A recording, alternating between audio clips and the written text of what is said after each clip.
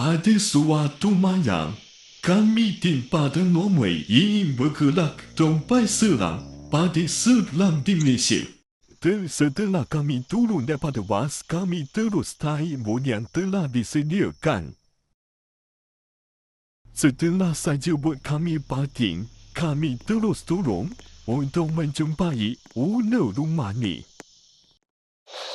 Assalamualaikum semua. Jadi, betul ke korang nak masuk ke rumah ni? Rumah ni dianggap rumah paling menyeramkan di Malaysia. Jadi, orang kena hati-hatilah you. Jom kita masuk. Setelah owner rumah tu kata kami terus masuk. Dan kami pula berada di rumah Villa Nabila. Kami terus masuk dalam rumah tu. Tak kata apa.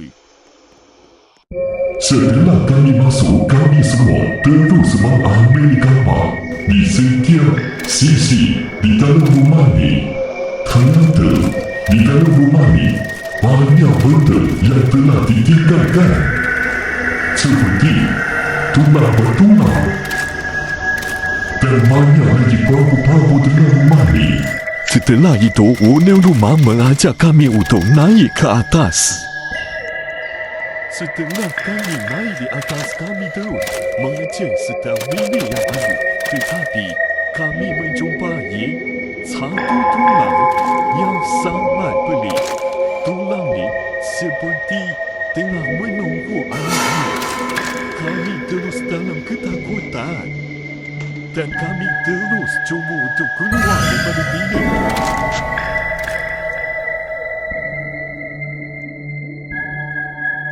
Setelah saja owner rumah ajak kami naik atas, kami menjumpai tulang yang banyak. Tetapi kami mendengar suara tapak kaki yang sedang naik. Tutak. Dan kami, owner rumah, terus pergi cek. Tapi tak ada apa. Dan tiba-tiba, kami menampaki dua sosok yang menakutkan yang sedang berdiri melihat kami.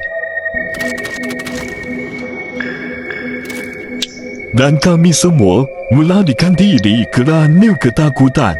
Tetapi, owner rumah tu ialah penunggu rumah Villa Nabila.